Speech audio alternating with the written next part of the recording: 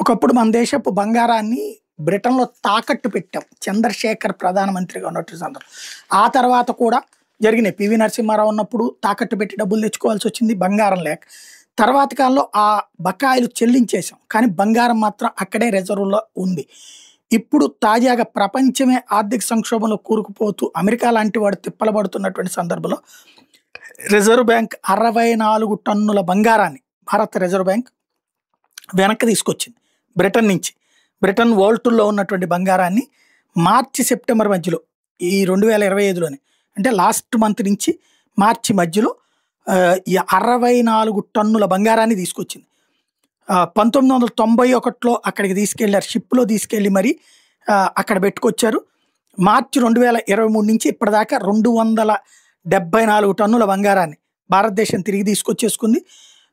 ఓవరాల్గా రిజర్వ్ బ్యాంక్లో ఉన్నటువంటి గోల్డ్ రిజర్వ్స్ 2/3 మళ్ళీ తిరిగి చేర్చుకున్నట్టయింది. భారతదేశంలోనే బంగారం రిజర్వ్స్ ఉంటున్నాయి ఇప్పుడు.